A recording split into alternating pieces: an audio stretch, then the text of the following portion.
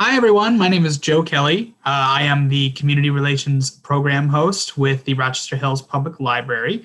And welcome to this evening's program, the Author Talk, Detroit's Lost Poletown with Brianne Turczynski. Join us on Tuesday, Tuesday, May 11th at 7 p.m. for our next program, Take Me Home, Huey, Helping Veterans Heal Through Art, featuring artist Steve Maloney, who reclaimed a Medavik helicopter used during the Vietnam War and turned it into a sculpture. The chopper's journey and what Maloney learned about connection and healing through art changed his life. Maloney will discuss the sculpture as featured in his book, Take Me Home, Huey. To register for that program, please visit calendar.rhpl.org. We will leave time for questions at the end of tonight's program. The audience will stay muted, however. Please feel free to ask any questions using the chat feature. And at the end, I will ask them to our presenter through moderation. And tonight's program will be recorded. So you can watch this in about 1 week from tonight once we have it ready and up on the site. So you can find that on our YouTube channel or you can find that on the RHPL website. Finally, I'd like to thank the Friends of the Rochester Hills Public Library for helping to financially support our programs. We appreciate it. Without further ado, I will go ahead and pass it off to our presenter this evening. So everybody, please welcome Brianne. Brianne, take it away. Oh. Can you hear me okay? Sounds good to me. Okay. Seeing a lot Hello. of nods. What? Sorry, I'm seeing a lot of nods, so I think we're good. Thank you so much for joining me and listening to my journey with the Poletown neighborhood.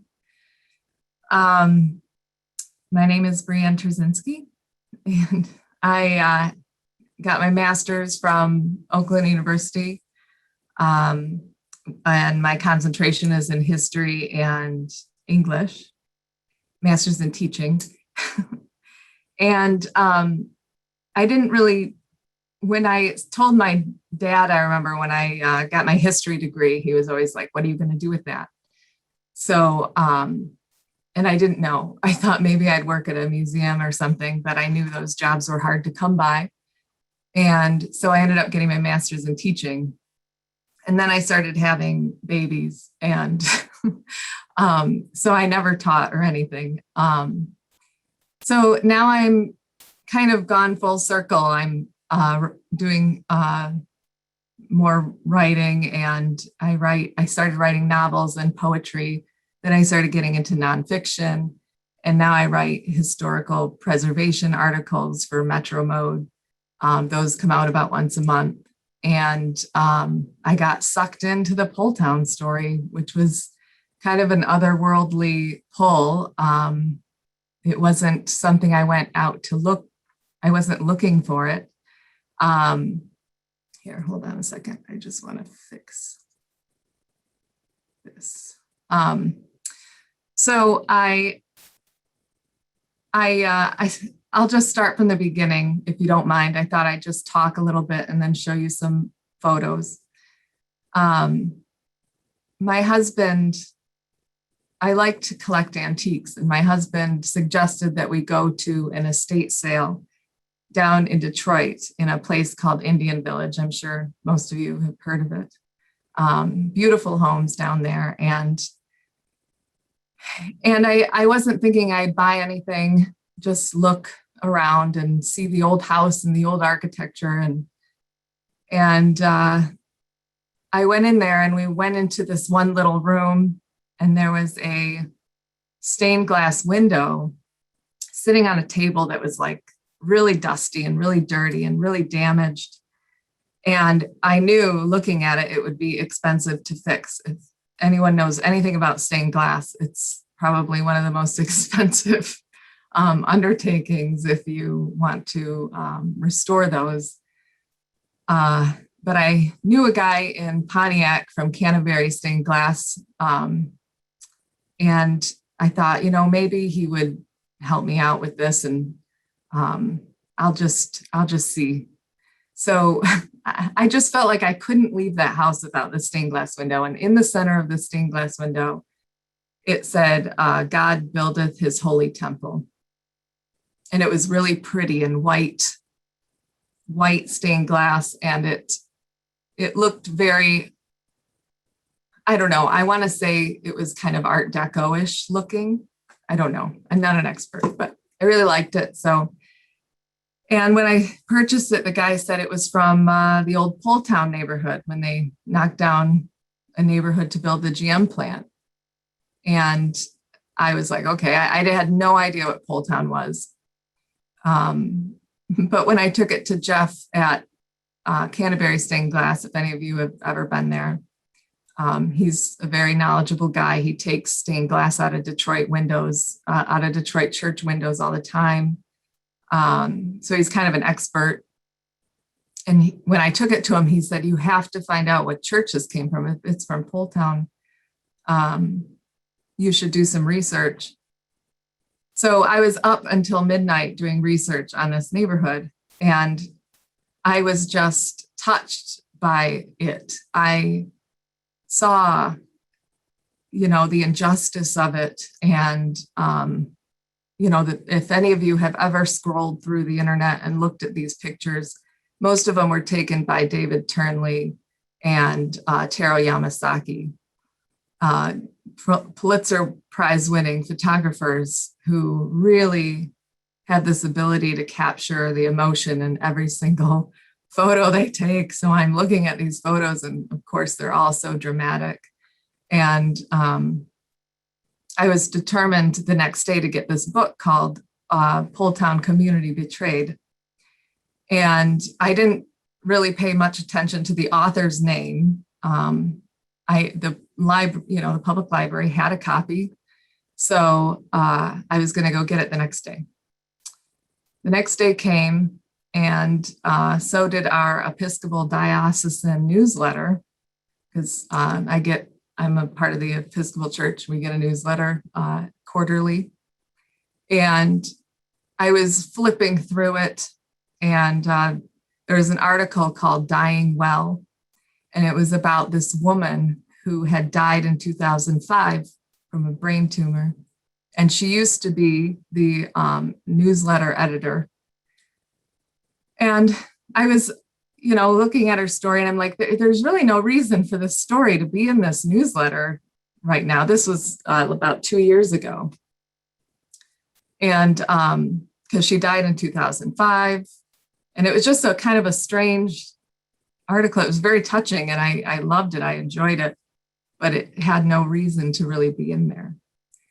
But I went to the library, got the Poletown book, looked at the author's name that wrote the Poletown book, and it was the same woman who had died in 2005 that I had just read about 10 minutes before I went to the library.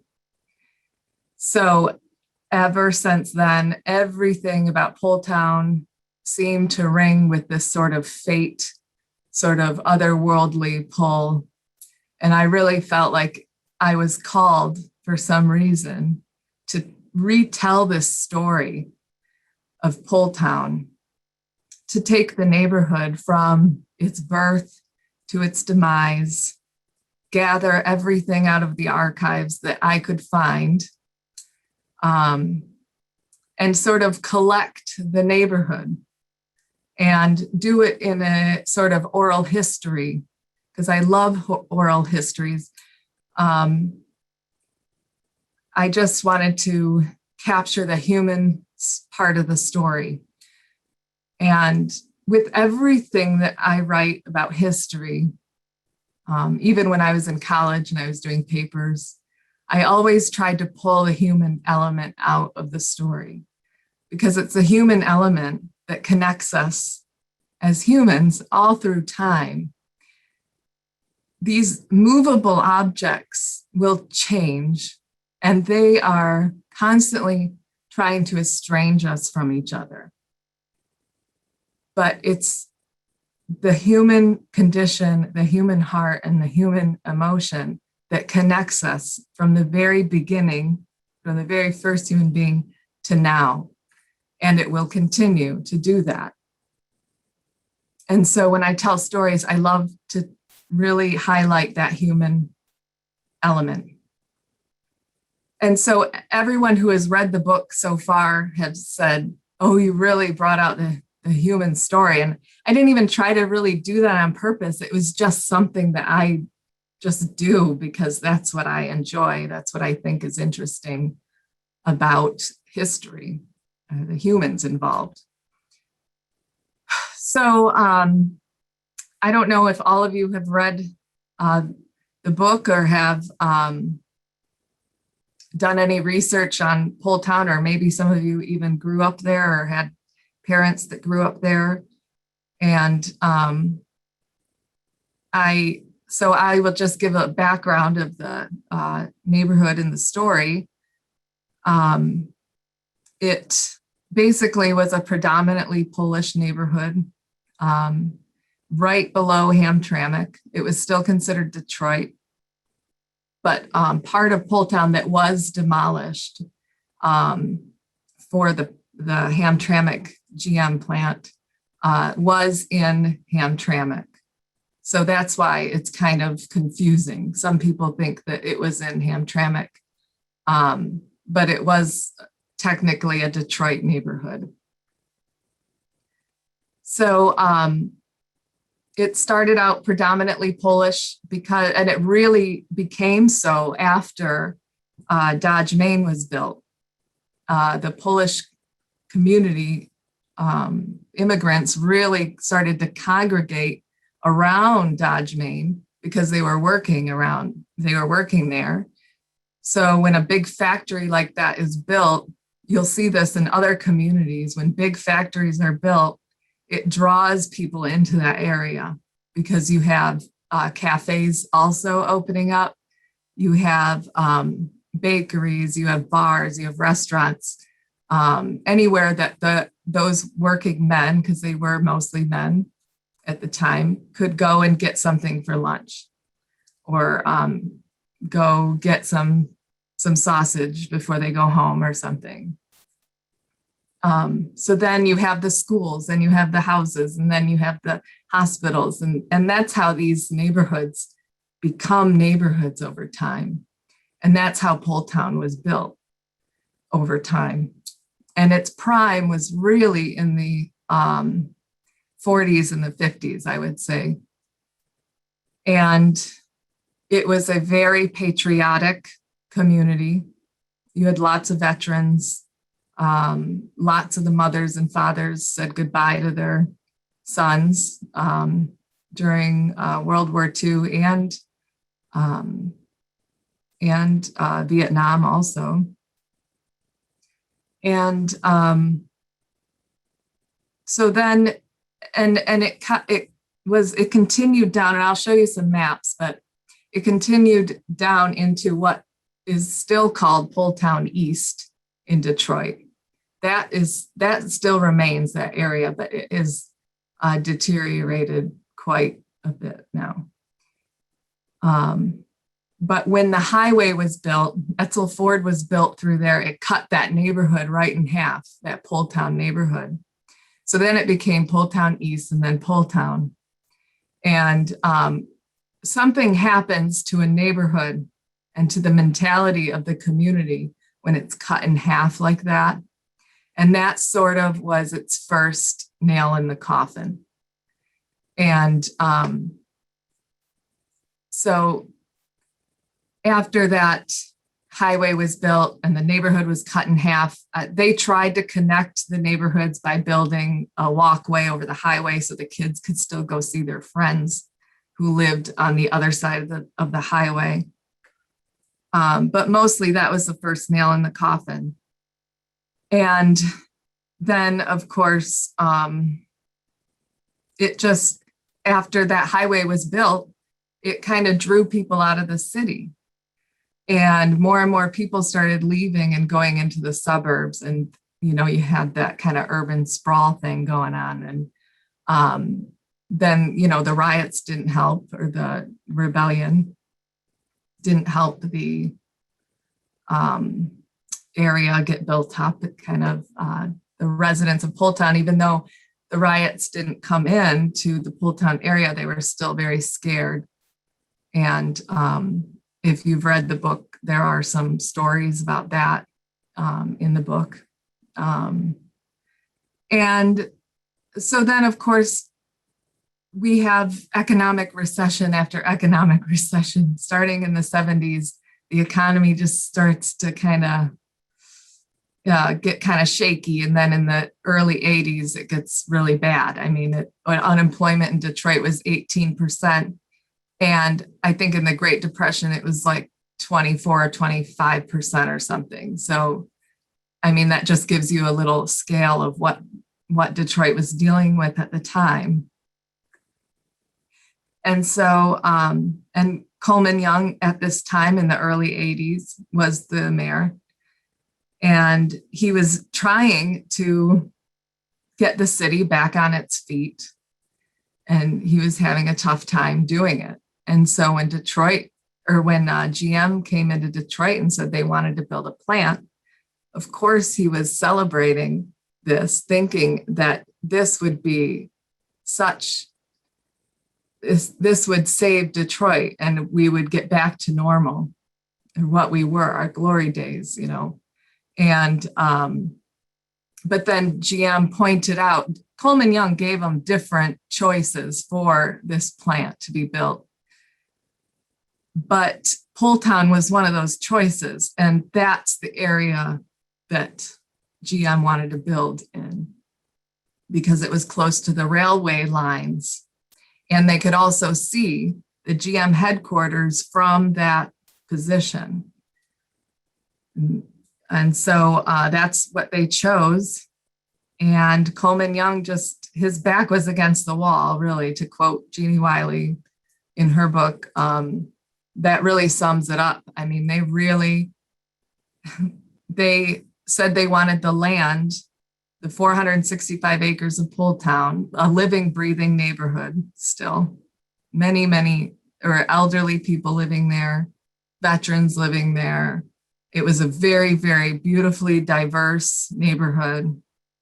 Everyone got along. That's what I heard over and over and over again. And still to this day, if you go into Hamtramck, it's the same case. There are different ethnicities, different religions.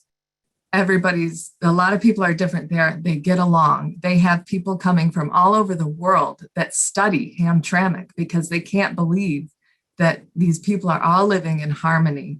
It's such a beautiful, beautiful thing. And that's what Hamtramck, or that's what Poletown had. And so they pointed out that area. They were gonna take it, and Coleman Young just felt like he had to do it. There's so much pressure on him to bring Detroit back, and he felt like he had to. I understand, as much as I hate that he did that, and the city did it, and GM did it, and it's just a terrible thing.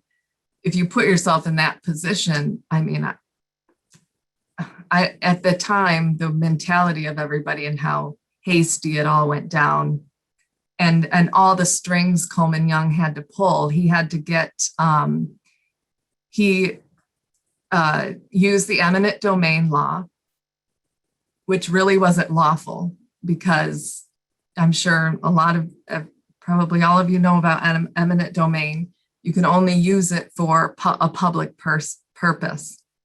So like a highway, when Etzel Ford was built, they used eminent domain. Those people had to get out of that stretch. But you can't use it for a company like GM. But the thing with eminent domain, it had been watered down for a century. And they somehow got it passed that it was okay because GM was doing Detroit a favor by bringing it out of this economic recession. And so they used eminent domain, and then they put this clause in there, a quick take clause, that allowed them to take the land from the residents, over 4,000 residents, in 10 months. So these are elderly people, some of them, and they had to move within 10 months. So when that happens, when you're a person that just assumed with every ounce of your being that you would be in your house for the rest of your life, that you would die in that house, that you gave birth to your children in that house, and you raise your children and you want to die in that house also. That's what these people had in mind. But instead, no, you have to move in 10 months. And so as a result, you had elderly people dying from heart attacks months later, or getting dementia or advanced, they already probably had it, but it just became like, it ended up killing them in 2 months or something. It was just a total shock. It was being disillusioned by their government. And these were, these were mostly the Polish that fought. And a lot of people fought, but the news really highlighted the Polish community. And so at the time, you had people fighting the Soviets, underground fighting with the Soviets in Poland. So, there was a lot of comparisons going on with the powers that be and Polish culture and community and all that stuff. So when they couldn't save the neighborhood, they ended up trying to put their focus on the Immaculate Conception Church. That became the center for the resistance. Ralph Nader's team was there. That's where, after they evacuated Father Karasevich, who was the pastor or the priest of Immaculate Conception, they had to evacuate him because, he didn't really want to leave, but he did leave peacefully. All the parishioners camped out in that church for, I think, about a month or something. I'd have to look at the numbers again. But I think it was a month. They camped out in that basement. They filled up a bathtub with water. They, every time the city came and turned off the electricity, they had electricians that worked, that was their living. And they were also part of the resistance. So they would just turn the electricity back on or turn the water back on, or, they had their ways to try to survive in that, in those conditions for a month. And around them, the neighborhood was getting knocked down. And when people moved out of the house, when people started to leave the neighborhood and move out, the city would come around and put a big X on the house that says, okay, this one's empty. But what that did was that alerted these people that were looters and arsonists that were going around looting the houses and then lighting them on fire. And they weren't the same people, but this is what was happening. It was suspected that the city was hiring these people to light these houses on fire because it's cheaper to tear a house down that's charred and, falling down already. And it's quicker to destroy a house like that than it is to destroy a perfectly fine house. And so that's what was happening. And also it was scaring the people that were still living there, the people that were still trying to wait it out. At this point, people still thought that maybe there was a chance that the neighborhood could get saved. And Ralph Nader's team at the time, they were trying to save the Immaculate Conception and that whole section of the, which I'll show you on a map in a second, that whole section of the neighborhood, because it was just going to be a parking lot or a green space. So they were trying to reconfigure the parking lot to save part of the neighborhood. And of course, that didn't work out. So the fires and the looting just kind of scared people and got them out quicker. And that was the plan all along.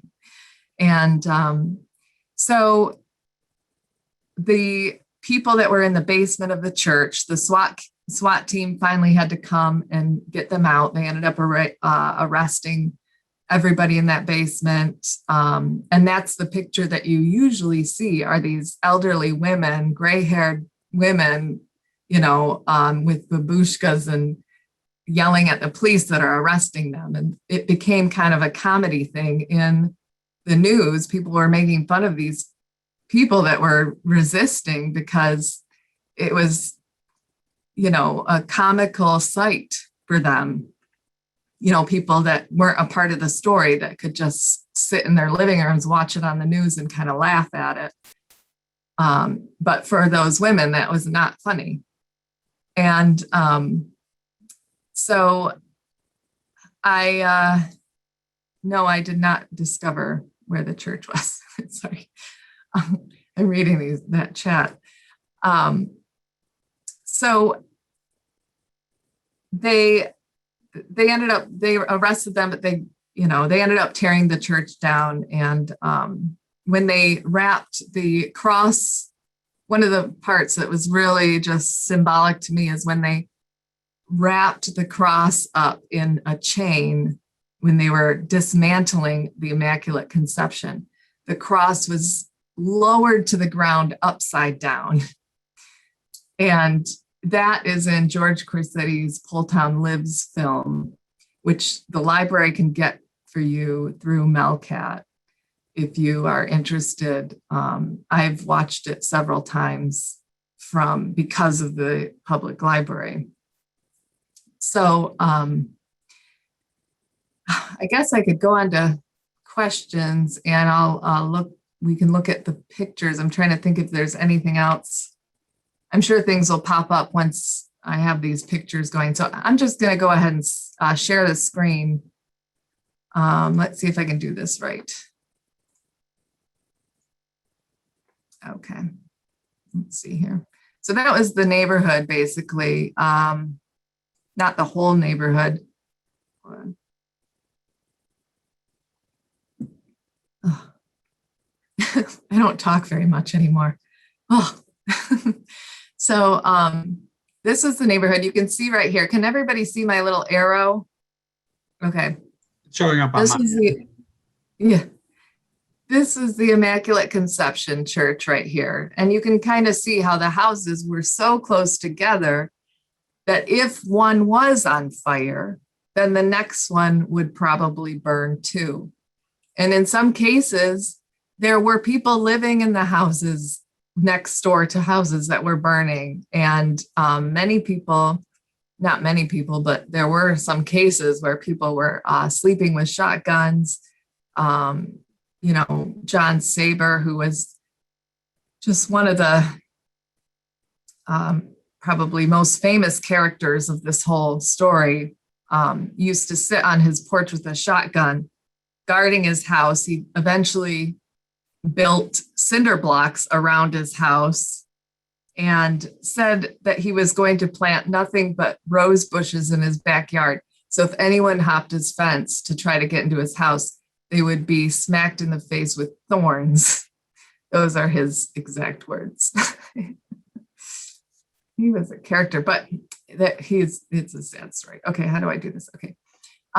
This is the window, and I'm showing it here because the book is all black and white, so you can't see how beautiful it is. And, this is this white part here that says God buildeth his holy temple. This was all intact when I bought it, and the blue, that gorgeous blue, is intact. This is what it looks like now, and I have it hanging in my front window. And it's really, as I said in my introduction or preface or something, that the fact that this story for me started with a window is symbolic, because it started as this dirty, broken window. And over time, I was trying to it got pieced together, and I was trying to piece Poletown together and kind of put it back together in one whole story book or something. And let's see. Okay. So that's a book in case you have never seen it. That's the Immaculate Conception. That's the cross up there that they wrapped up in chains and they lowered to the ground upside down. And they also, the Catholic Church, anytime it takes apart a church, the archdiocese, tries to at least save as much of a church as it can. So all the movable objects will be put into storage or donated to other Catholic churches around the neighborhood or around the state.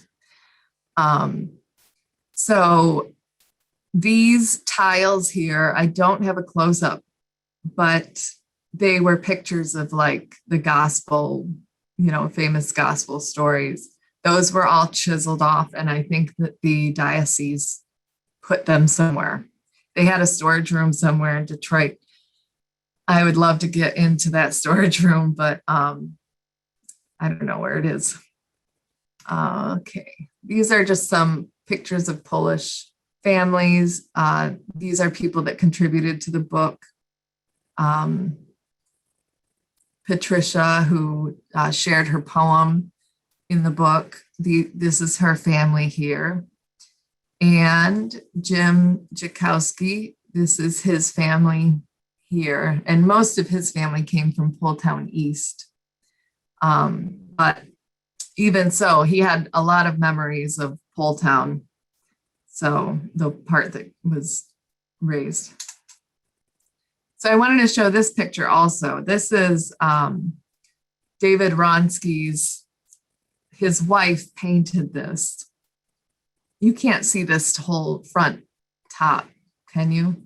You can see the top of the painting? Yeah, okay, because I think that's the coolest part. The top of the painting here, the two figures, those were the owners of the Candy Kitchen. If you read the book, because it is kind of an oral history, I took a big chunk of that part of like childhood memories from David's blogs, where he talks about his memories of Poletown. And he really does an excellent job of painting that neighborhood. He puts it right back to life. And his wife painted this for him. It was his favorite hangout when he was a kid, called the Candy Kitchen. He could go in there and get a big chocolate sundae with the bananas right here. And that's him walking home in the dark, in the snow.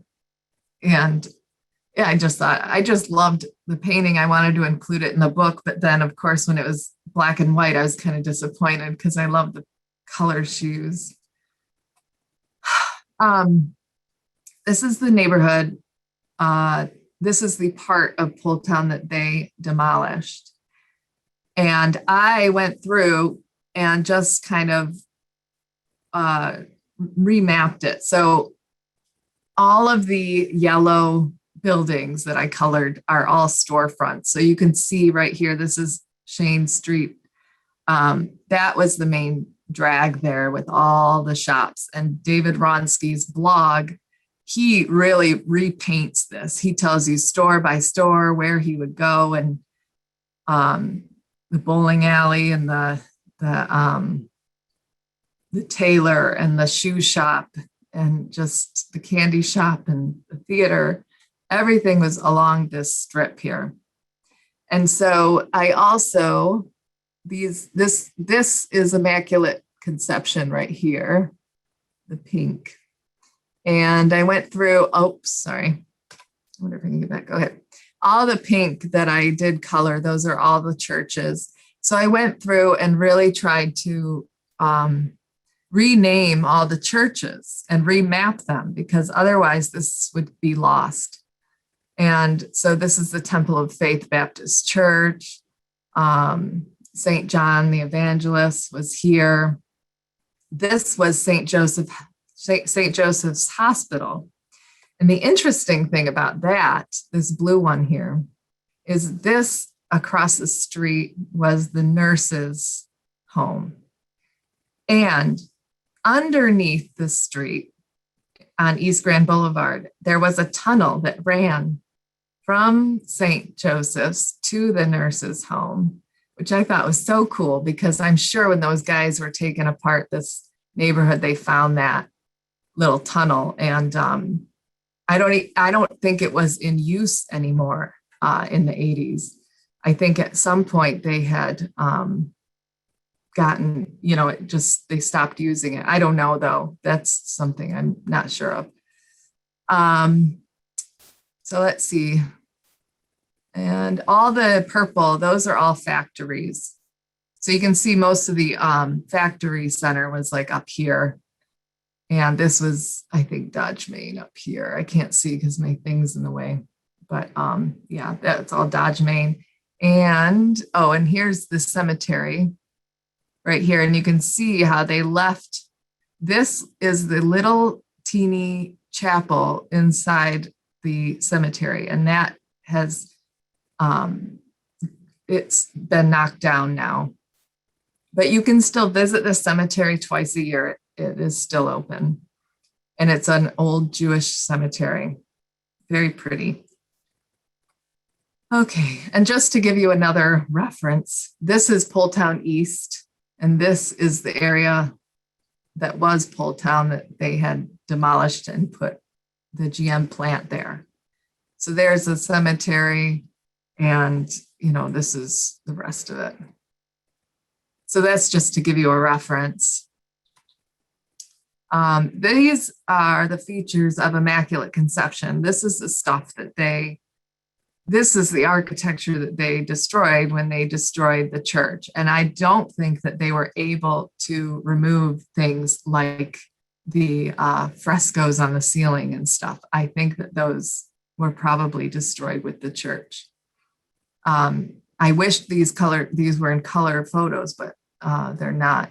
These are the photos that the historic preservation archivist professional firm went in and took all these pictures because they were, at the beginning, they were trying to make an argument for this neighborhood to say that it was historically significant and that it needed to be preserved.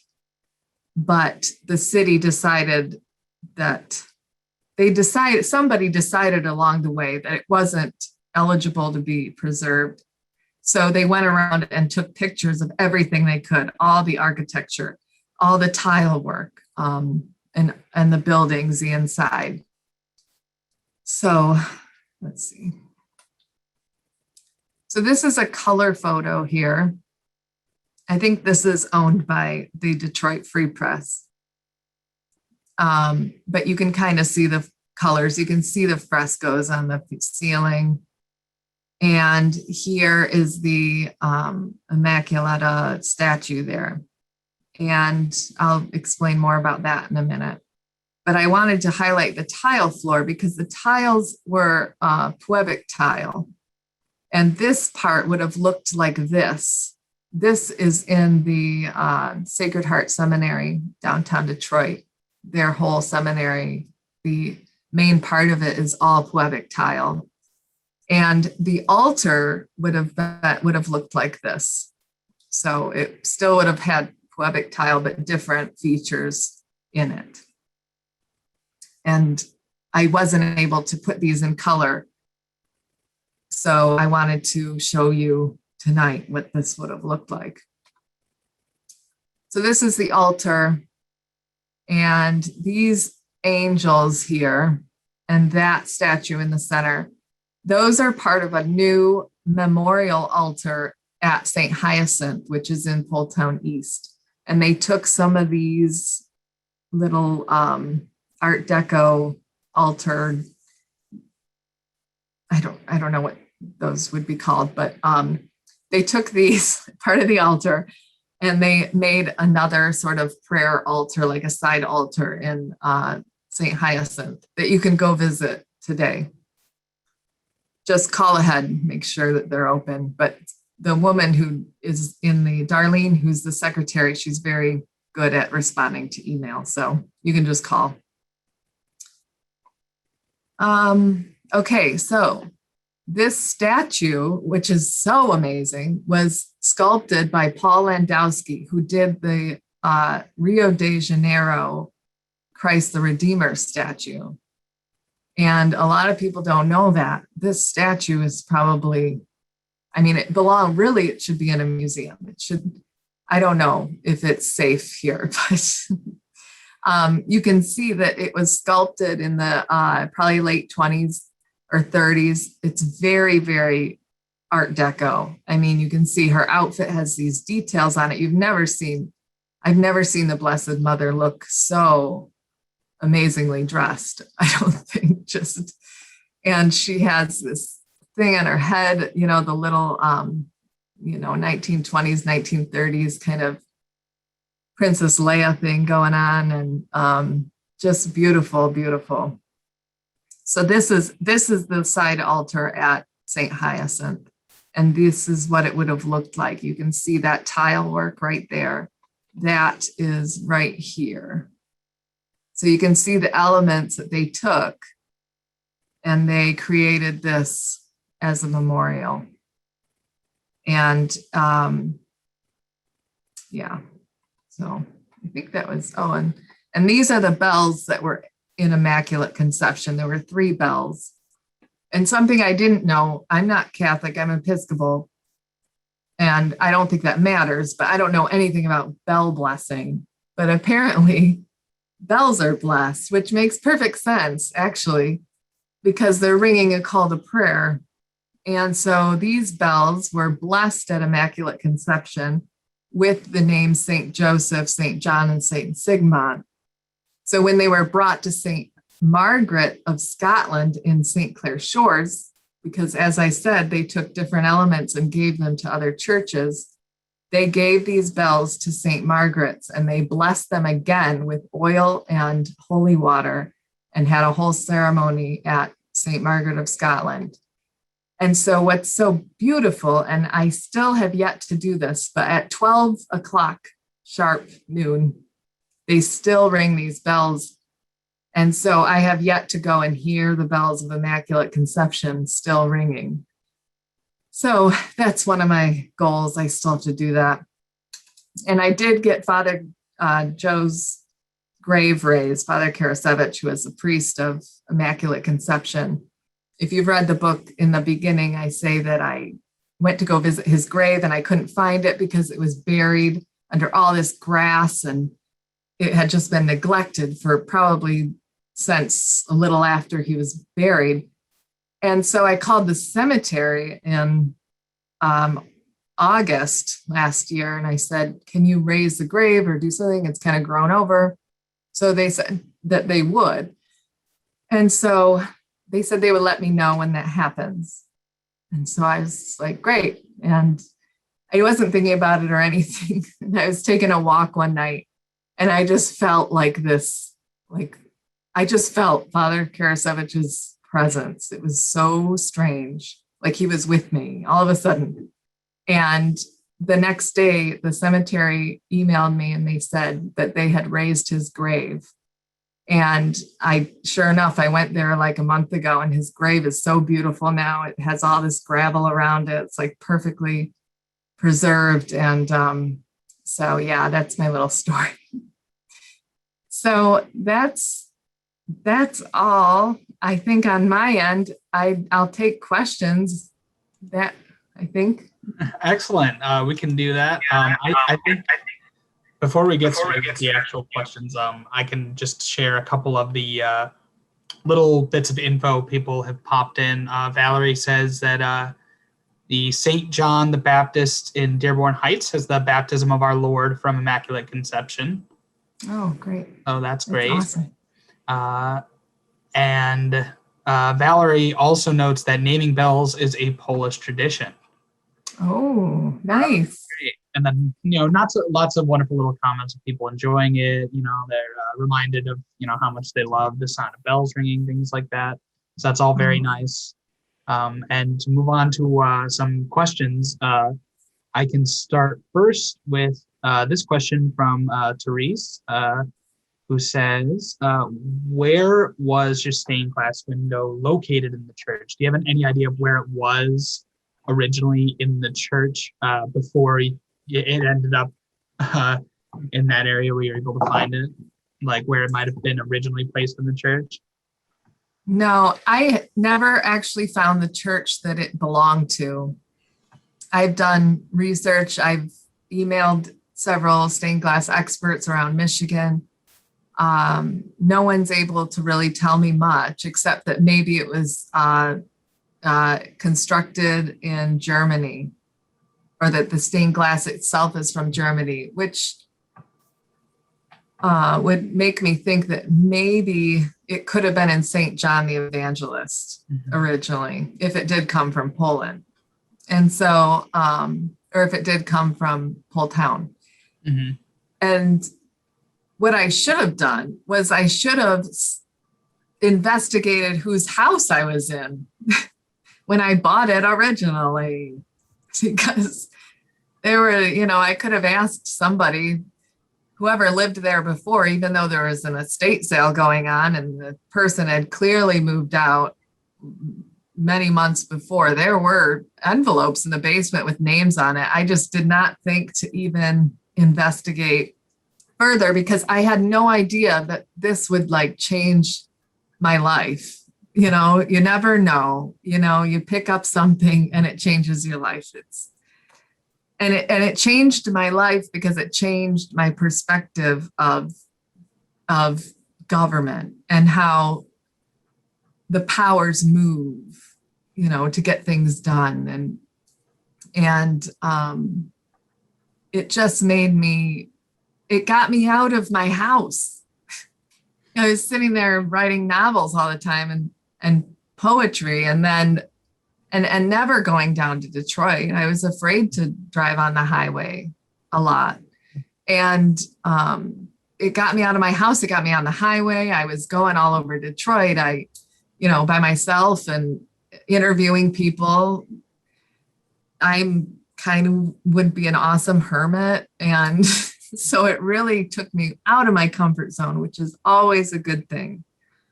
And you usually don't regret that kind of stuff. So that's wonderful. To briefly address another question that I can actually answer really quickly, Wendy asked if this is recorded because she missed the first half hour.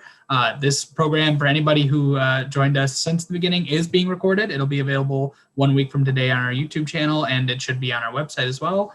But to move on to another question, we have from Glenn asks, what do you know about the Polish Yacht Club in Poletown East near St. Hyacinth? Yeah, that actually was in one of the photos of the people at the wedding. Maybe I'll share my screen again really quick. That was, I don't know how to go back. I think if you hover over towards left. There we go. Yeah, that was this right here. I'm pretty sure that this was the yacht club. And if it wasn't, I did come across stuff about the yacht club. I want to say at the Bentley Historical Museum or Library, the Bentley Historical Library. I think they have a whole collection of that stuff up there. So if you're interested in looking at that, I would go to the Bentley. The curators there will email you back within a day or so. So. Absolutely. I also wanted to ask myself, I was curious. So you mentioned earlier, a lot of the coverage at first, it seems like outside of the immediate community, like in the national news, it was not really being taken very seriously, this incident. And, now, it's still not talked about nearly enough, but, we see a sort of reverence for it, a sort of understanding of the severity of this situation. And do you think there was some sort of shift historically at the way people looked at this event and the way people outside of this immediate area started to or even in this area started to regard this event? Do you think there's at any point where it's people kind of started to become a little more aware of exactly what these people were going through? Yeah, I think that, it's been said to me that, GM is not the same company as it was at one point. And I do think that people get a little bit more sensitive over time because I don't know why. It's just, I have seen that as studying history throughout the centuries, you see people starting to get a little bit more sensitive and changing very gradually. But then in other ways, we're exactly the same as we've always been. I mean, the Black Plague, there were people coughing on each other, to infect each other. And, it's stuff like that kind of is still around. So I don't know. I mean, but then in other ways, we're very considerate. So, but yeah, I mean, GM, I think the thing that corporations don't always understand is if they just look at the injustice in the face, and it would be terrible PR for them, maybe, but it would be good if they just said, we're sorry, we're going to pay to have a statue built or some memorial, and then it would be done. Nobody would talk about it forever anymore. But instead, they're calling that place now Factory Zero to further distance themselves from the Poletown name. And instead of looking it in the eye and saying, we did this, it was terrible, we're sorry, we're not the same company. And so that's what a lot of corporations don't get that. If they just look at the injustice in the face instead of trying to avoid it all the time, they would create less problems for themselves probably down the road. I don't know. That's my opinion. No, I think that's a very poignant thought. I think that's definitely very relevant still. That in fact leads into another question we actually had gotten before the program. Somebody I think who was aware of the story here asked. This comes from Maria, and she asked, "What is being done about the injustice that impacted the 4,800 families?" So I think we can also ask, just in general, are you aware of any steps that were done to kind of make amends to these people, like who had been like so grievously harmed by this? Yeah, not amends, but the government did give them money to move. So they gave them from anywhere between like 9,000 to 15,000, sometimes even 20,000 to move and to relocate.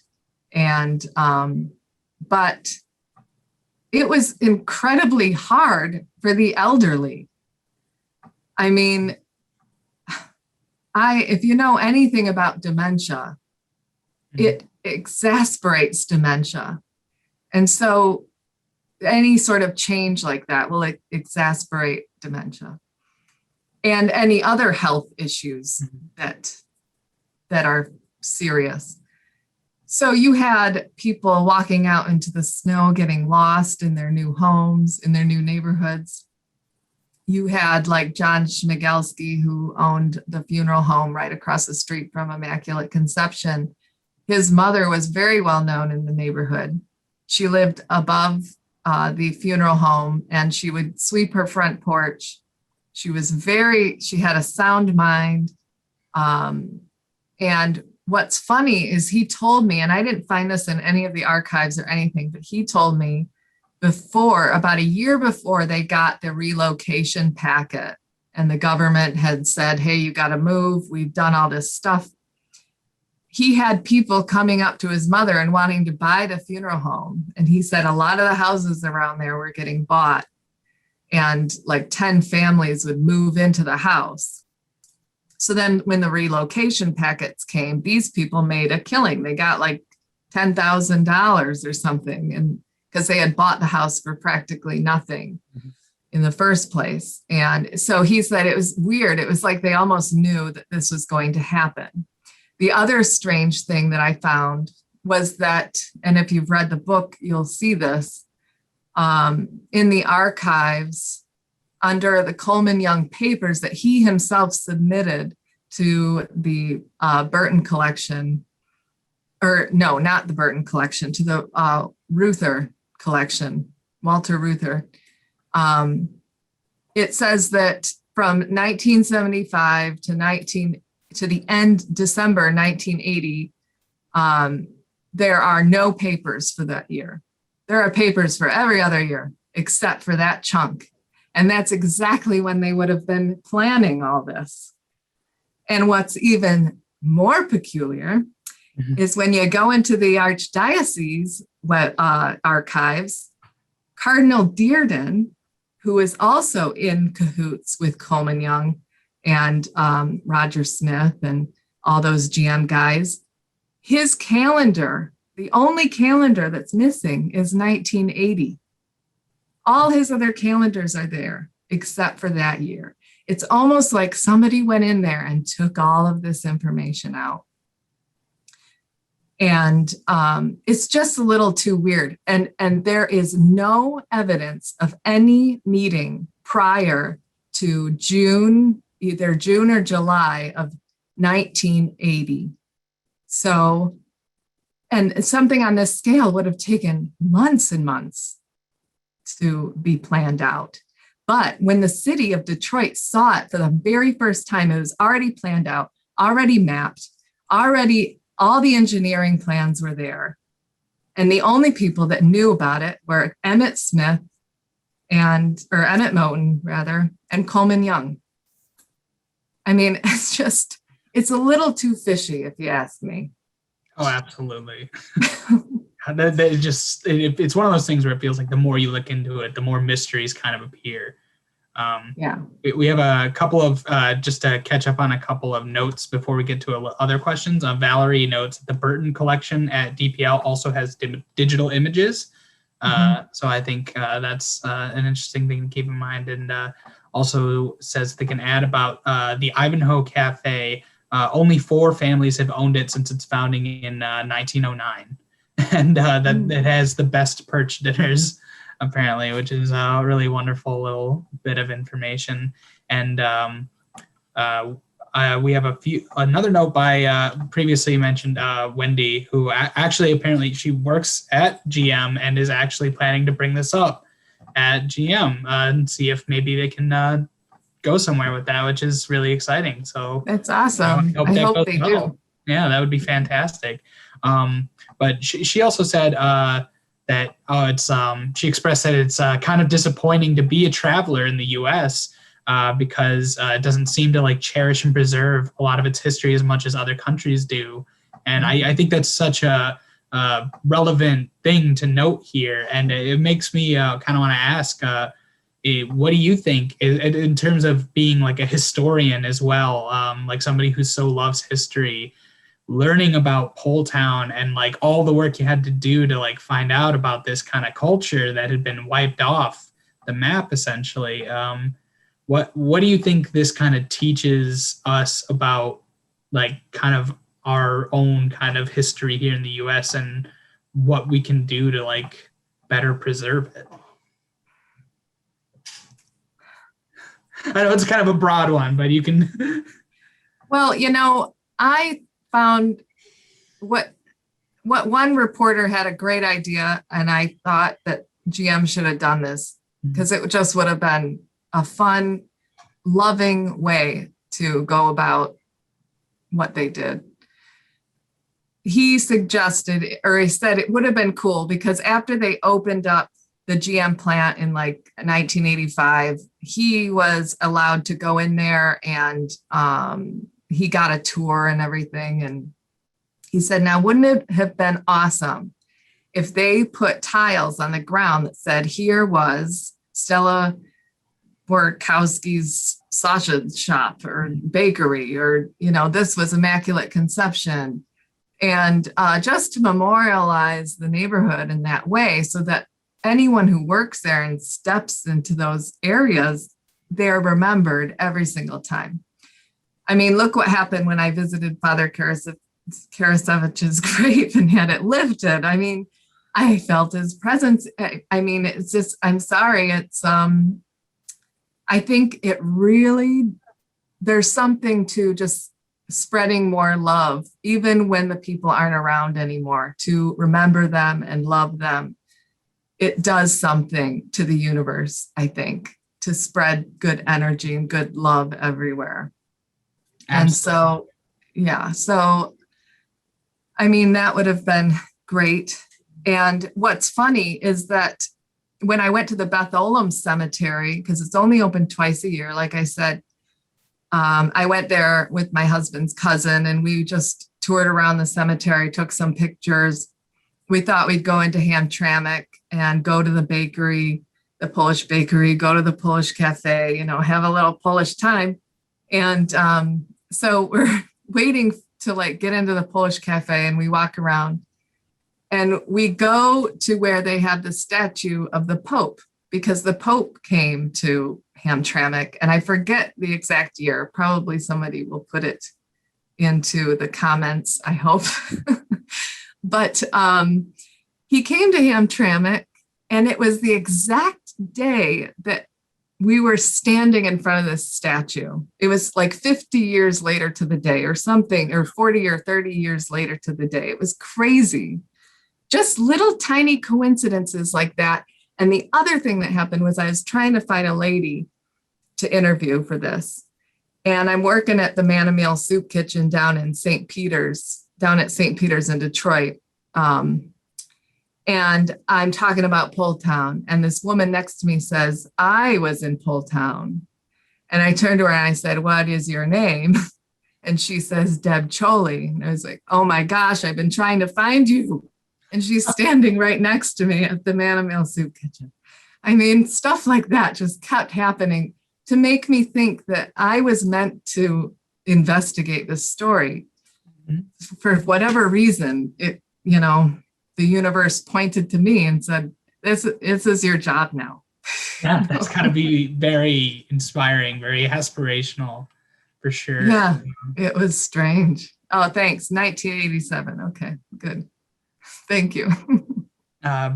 Beatrice here also notes that, sadly, all of their childhood memories are gone. She used to live on Horton Street, right near Dunn Road, and notes that they'll never really be able to revisit those old neighborhoods and, how they used to jump the fence of the old Jewish cemetery when they were kids. And I hope to Beatrice and like anybody else who might have had family from here or something like that, I hope it does bring you some level of comfort that like we have people like Brianne here, like who's becoming aware of this stuff and sharing all of this information with all these people, and like people who had no idea before, never would have like heard about this stuff, are like getting the chance to like see a lot of this beautiful architecture and hear these stories. And hopefully we're going to be able to carry that forward and prevent things like this from happening in the future as well. Yeah, it was a beautiful neighborhood. I would go to sleep at night because I was surrounded by all these stories. I would go to bed at night, and it would give me such comfort to know that a neighborhood like that existed, because all the people I was interviewing, they're like, when we were kids, we could just, stay out till it got dark and it was safe and nobody worried. Everybody knew everybody. Everybody kept saying that, everybody knew everybody. And it felt like a kind of a dreamy neighborhood, like just something really wonderful out of a fairy tale. And so I enjoyed, living vicariously through everyone that was telling me these stories.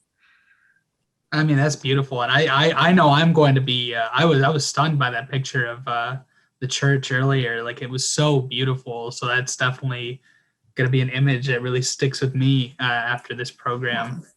Yeah. And if you ever go down to Poletown East and you go into St. Hyacinth, I mean, any of those churches, I'm sure you've all been in those churches. You walk into those old Catholic churches and it's like the ceiling never ends. It just keeps going up. And every time I walk into those churches, I just start weeping. I don't know what it is. It's like, I can't believe that people built this. It's just too beautiful, It's so wonderful. Incredible. That actually leads wonderfully into another question Adrienne had here, and she asked, where exactly was St. Hyacinth Church on the map? Oh, you had an idea. Let me see. I don't know if I'll be able to find it because it was in, I'll show you whereabouts it was, but St. Hyacinth wasn't torn down. It was in Poletown East. Here, hold on. So St. Hyacinth is like right about here somewhere, Okay. or it could be over here. Yeah. I don't know. It could even be here. I don't know. It's somewhere along here. Somewhere along that stretch of the area there. Okay. Yeah. So it's in Poletown East. You have to go across the highway. And On McDougal, says Valerie. oh, okay. And you can just call them ahead of time and see if you can, it's COVID right now, so everything's kind of weird, but they still have mass. So I'm sure you can just call them though if it's a weekday and say, I'd like to go to can I see the sanctuary, please? Excellent. I think we can say if anybody has any other questions, feel free to go ahead and get your last questions together. While we're doing that, Wendy here was asking where they could see the statue of the Blessed Mother. Yeah, that's in St. Hyacinth. Okay, so right there on McDougal. Yeah. Yeah, to be even more specific, Adrienne says, go to St. Hyacinth, look at the back wall under the organ. The history of the surrounding church is on the wall. So thank you very much for that additional info. Yeah, thank you. The 2 days that the cemetery is open is in September, the end of September. They're Jewish holidays. So the end of September, I'd have to look at my phone. And then in spring sometime, but you can go to online somewhere. It says it. If you just Google Beth-Olam Cemetery, it should tell you who's taking care of it. And then if you just call that number, they'll tell you. I had to call a number. It was listed on the online. So I'm sorry, I don't know exactly.